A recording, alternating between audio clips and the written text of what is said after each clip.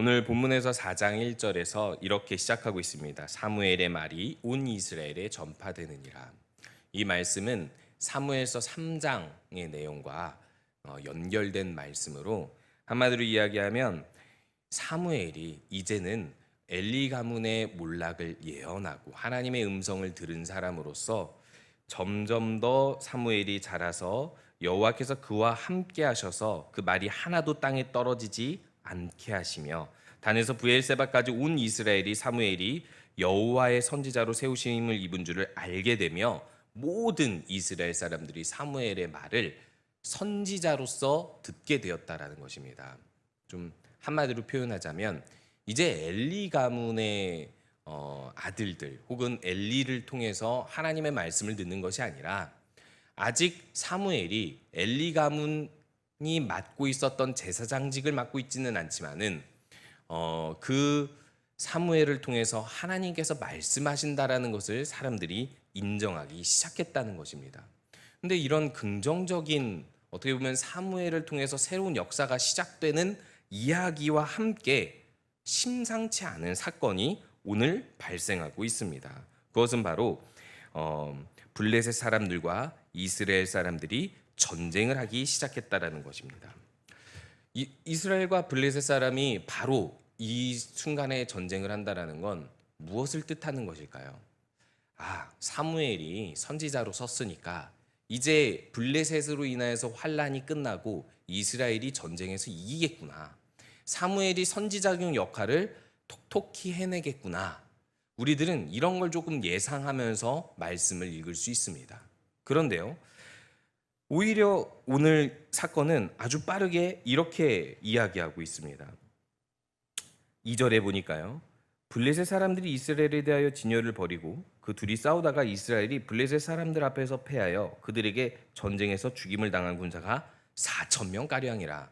상당히 적지 않은 숫자이죠. 4,000명 정도 이스라엘이 죽임을 당할 정도로 패배를 당하였다라고 보고하고 있습니다. 이상하죠. 앞에서는 분명히 사무엘이 온 이스라엘의 선지자로서 인정을 받았다라고 이야기하고 있는데 심상치 않은 사건, 이 전쟁이 벌어지면서 오히려 이스라엘이 패배하고 있다라고 기록하고 있는 이 성경의 저자의 의도는 도대체 무엇일까요? 도대체 이때 이런 사건이 일어난 이유는 무엇일까요? 역시 이것을 이 당시의 이스라엘 사람들도 이해할 수 없었나 봅니다. 3절을 보니까요, 백성이 진영으로 돌아와서 이제 회의를 하기 시작합니다. 이스라엘 장로들이 이렇게 질문을 하죠. 여호와께서 어찌하여 우리에게 오늘 블레셋 사람들 앞에 패하게 하셨는가? 우리가 이 당시에 전쟁을 함께하는 사람들이라고 한다면 이 질문을 안 할 수가 없습니다.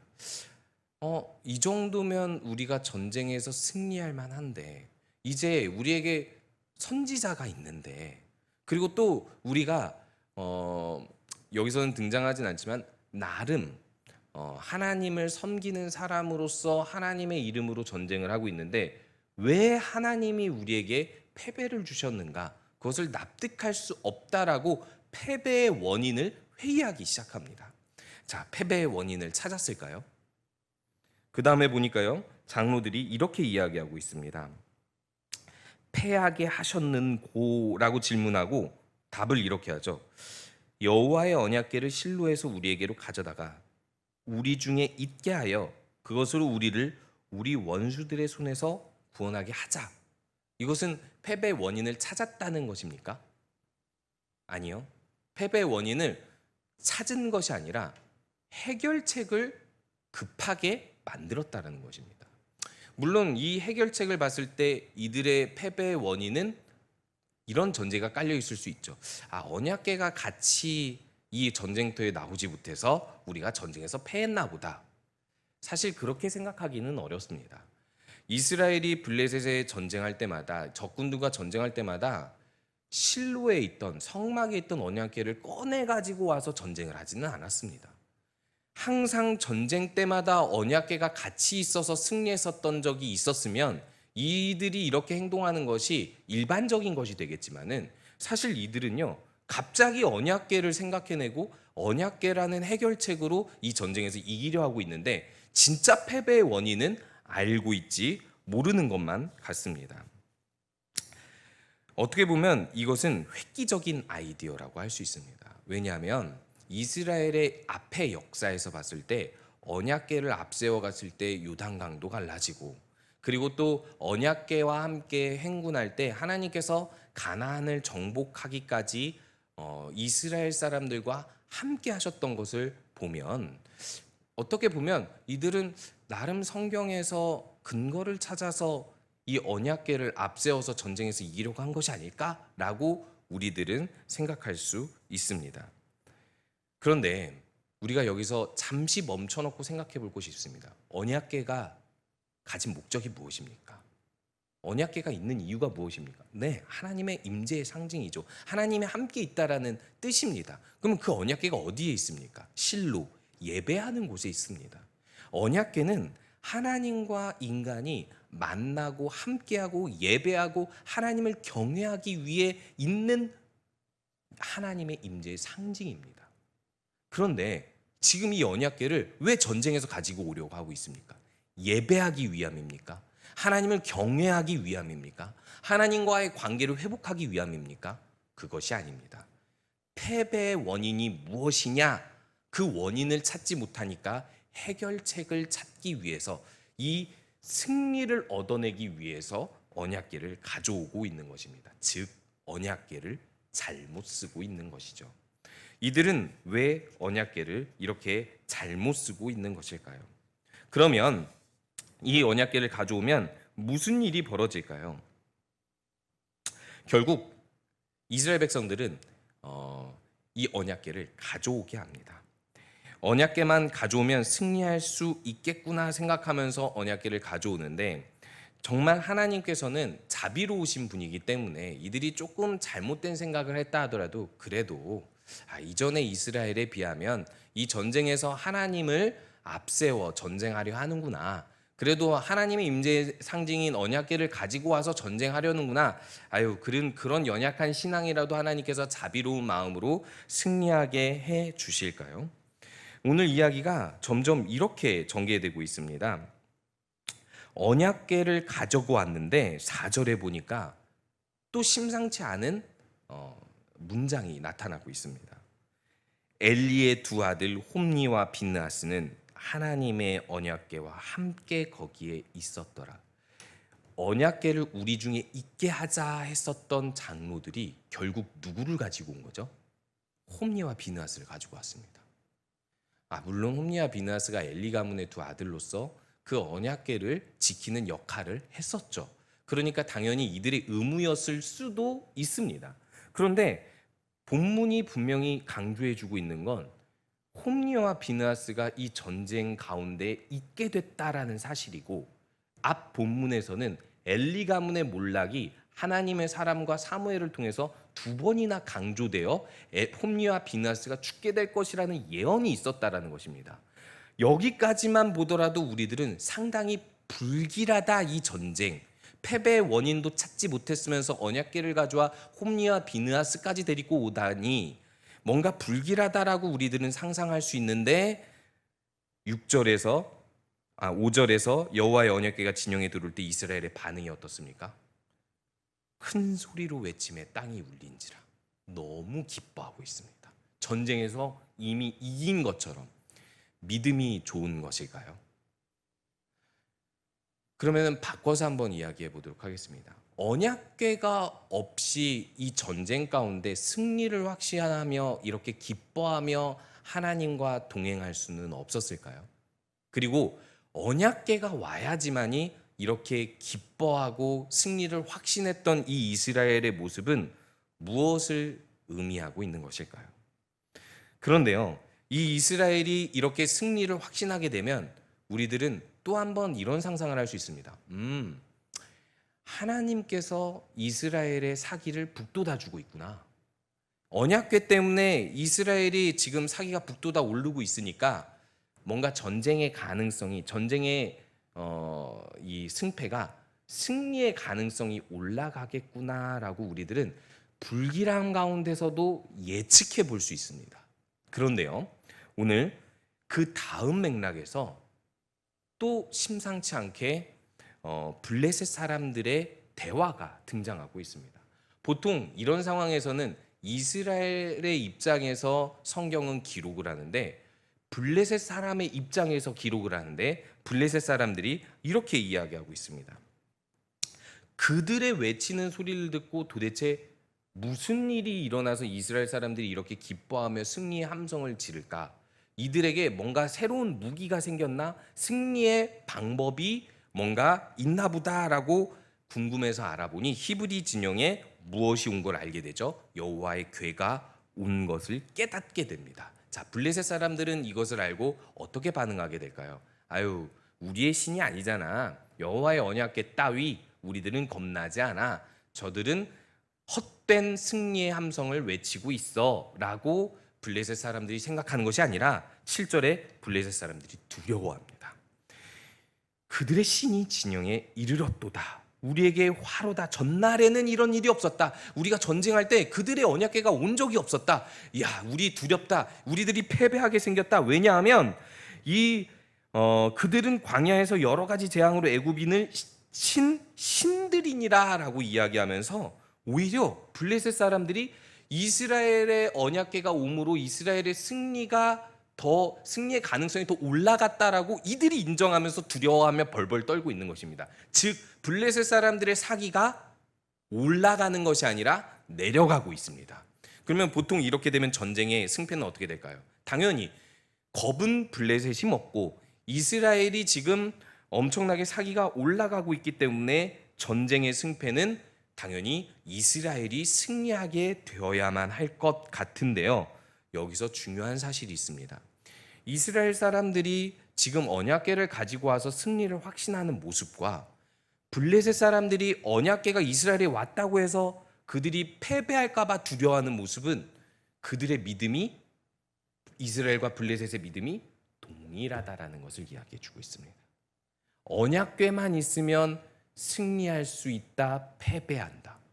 언약궤 신앙, 즉 하나님을 영이신 하나님으로서 경외하고 진심으로 믿는 것이 아니라 이 언약궤를 믿는 강력한 우상적 신앙을 똑같이 가지고 있다는 것이 본문에서 블레셋의 이야기를 통해서 드러내고 있는 것입니다. 즉 이스라엘 사람들은 영이신 하나님을 믿고 전쟁하는 것이 아니라 언약궤, 이 언약궤라는 물건을 통해서 우상적 하나님을 믿고 이들은 전쟁을 하려고 있다는 것을 블레셋의 신앙을 통해서 분명히 보여주고 있는 것입니다. 자, 그러면 블레셋이 여기서 어떻게 할까요? 도망갈까요?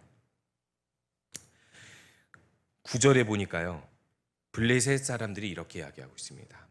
블레셋 사람들아, 강하게 되며 대장부가 되라. 너희가 히브리 사람의 종이 되기를 그들의 너희의 종이 되었던 것 같이 되지 말고 대장부 같이 되어 싸우라 하면서 갑자기 블레셋 사람들의 사기가 확 올라가고 그것으로 인해서 블레셋 사람들이 전쟁에서 승리하게 되고 이스라엘 사람들이 패배하면서 이스라엘 사람들이 이전에는 4천 명이 죽었지만 이제는 3만 명이 죽고요. 여기서 중요한 사실은 11절에서 하나님의 궤가 빼앗기고요.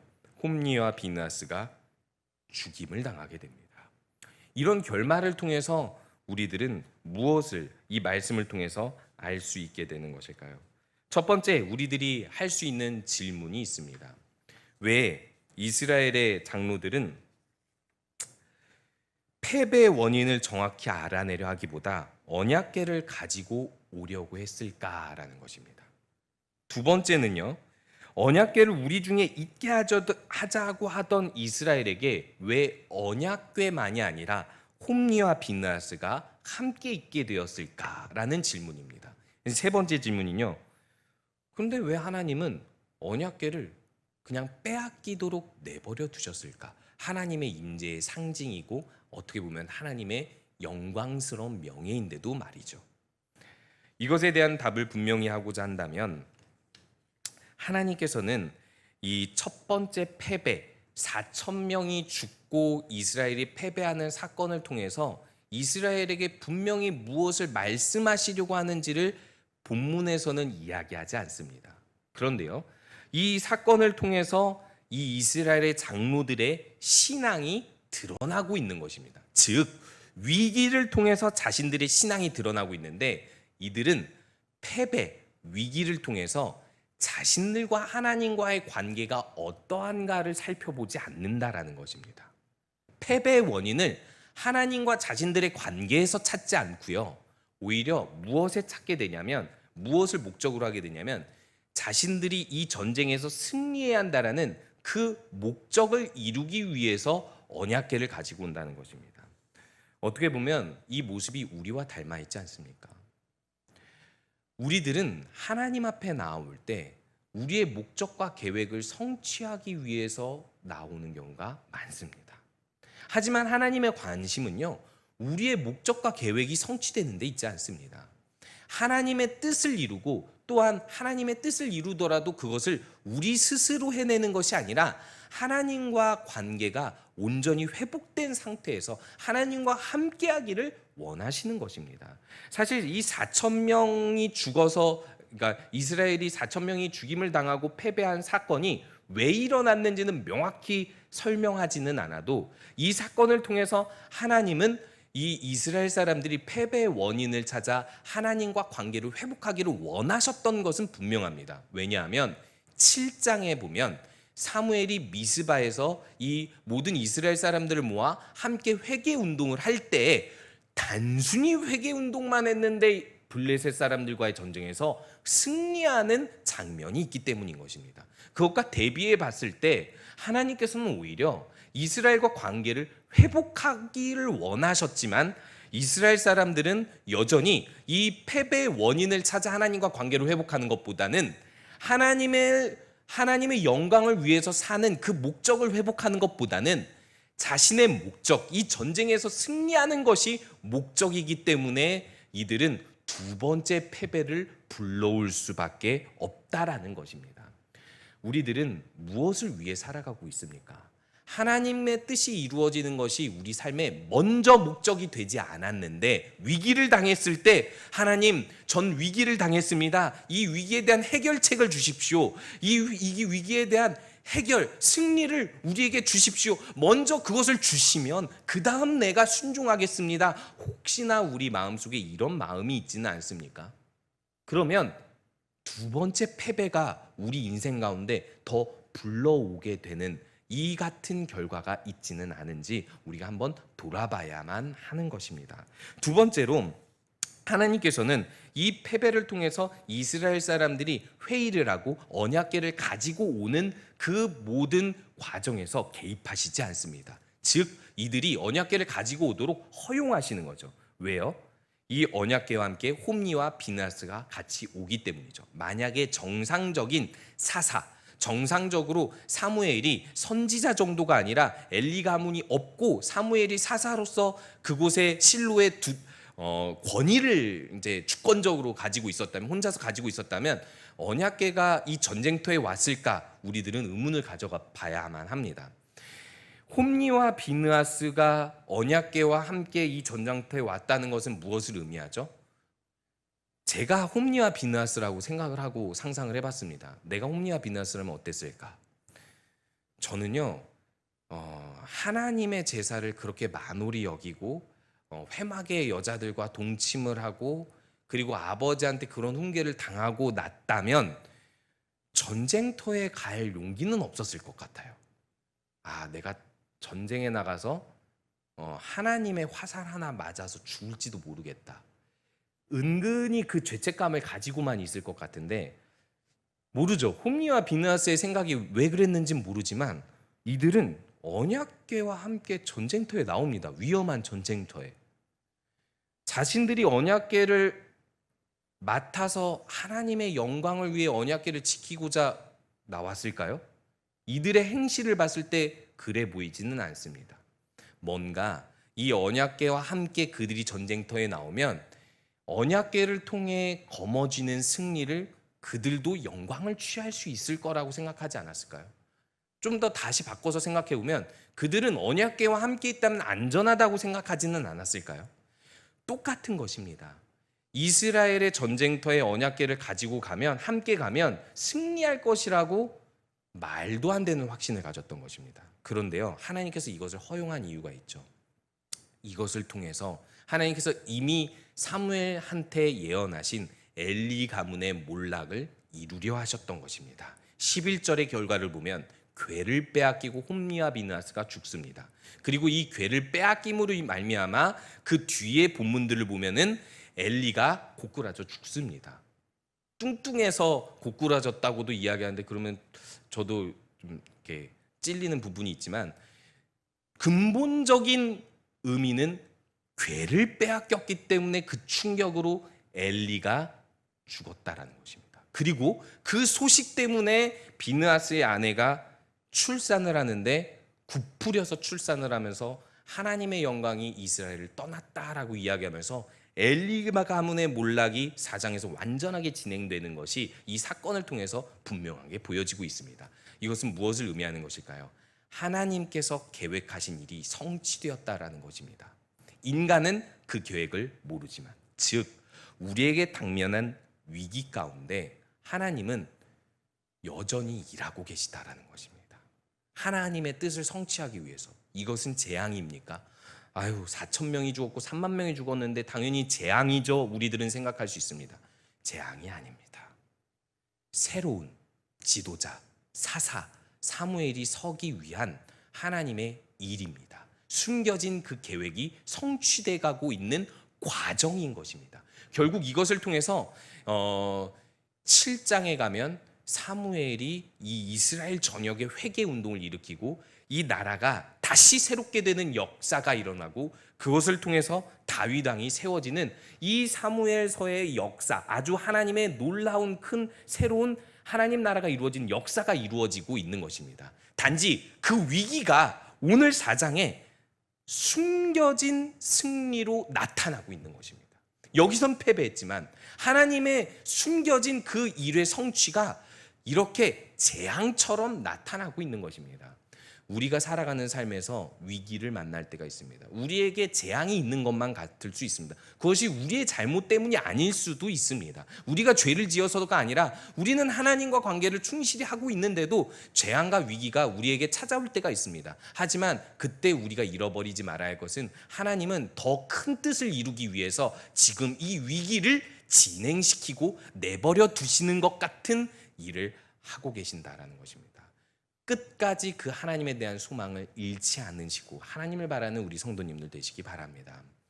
더불어 우리들은 마지막 질문에 대한 대답을 할 수밖에 없습니다. 하나님은 왜 하나님의 임재의 상징이고 하나님의 명예, 그 영광스러운 명예의 상징인 언약궤를 빼앗기도록 내버려 두셨을까? 아무리 홈리와 비나스가 죽고 엘리 가문이 몰락해야만 했다 하더라도 그들만 죽이고 그들만 몰락하게 하고 언약궤는 빼앗기지 않게 하실 수 있지 않았을까? 어떻게 보면 블레셋 사람처럼 하나님을 조롱하는 사람들이 언약궤를 가져간다는 건 너무 수치스럽게 우리들은 생각할 수 있지만, 이것은 우리가 다음 장에서 분명하게 나타나지만은, 하나님께서는 하나님의 영광을 나타내야 하는 이스라엘이 하나님의 영광을 위해서 언약궤를 사용하지 못하고, 그러니까 하나님을 예배하는데 언약궤를 사용하지 못하고 그들이 온전히 회복하지 못할 때, 이 전쟁 가운데서 하나님께서 스스로 자신의 영광을 취하기 위해 잠시 이 언약궤가 빼앗김으로 하나님의 명예가 실추되는 것 같은 어떤 유보를 해 주시는 것입니다. 즉 하나님께서 희생하시는 것이라는 겁니다. 하나님께서 자신의 명예를 잠깐 희생하심으로 인하여서 자신의 진짜 영광스러운 명예는 하나님 스스로 되찾으시겠다라는 것은 의지를 밝혀내고 계시는 것입니다. 이런 사건이 우리들에게 분명하게 주어졌죠. 하나님의 아들이신 예수 그리스도가 우리 곁에 왔는데, 하나님의 아들이신 그분이 죄인처럼 세례를 받으시고 목수의 아들로서 너무나도 가난하게, 왕이 아니라 가난하게 그 어떤 권위도 없이 섬기는 자로 살아가시다가 십자가 위에서 하나님의 아들이라고 밝혔던 제자들 앞에서 힘없이 죽으시고, 그리고 하나님의 저주를 나무에 달린 자로서 다 받으시고 돌아가셨습니다. 이것은 어떻게 보면 하나님 명예의 실추입니다. 하나님의 아들이 어떻게 그렇게 저주를 받고 죽임을 당할 수 있습니까? 이건 말이 안 됩니다. 이걸 이해할 수 없기 때문에 제자들도 믿지 못했던 것입니다. 제자들도 마음이 실망할 수밖에 없었던 것입니다. 그런데요, 이 일을 통해서 부활하신 예수 그리스도께서 진정한 승리가 무엇인지를 보여주시면서 하나님은 하나님의 아들을 보내어 스스로 자신의 영광을 되찾으시고 그 영광스러운 구원을 우리에게 하나님의 힘으로, 하나님의 그 능력으로 우리들을 구원하시고 이끌어 가신다는 것을 보여주고 계시는 것입니다. 우리도 오늘날 우리의 명예가 잠깐 실추되는 때가 있다 하더라도, 어떻게 보면 하나님의 영광이 우리가 의도적으로 그러진 않지만은 하나님의 영광이, 하나님의 그 영광스러운 명예가 잠깐 실추되는 것만 같은 세상을 살아간다 하여도 우리가 이런 믿음을 잃지 않기를 원합니다. 하나님은 끝날까지 우리와 함께 하시면서 자신의 영광을 스스로 되찾아 가실 것입니다. 예수 그리스도를 통해 보여주셨던 그 하나님의 영광이, 그 완성된 그 하나님의 영광이 모든 역사의 교회 가운데서, 또한 우리 교회 가운데서 하나님께서 분명히 그 영광스러운 일을 다시 되찾으실 것입니다. 이때 더욱더 그 하나님의 일을, 그 하나님의 능력을 믿으며 그 하나님의 영광을 믿으며 함께 하나님과 동행하시는, 그렇게 승리하시는 우리 성도님들 되시기 바랍니다.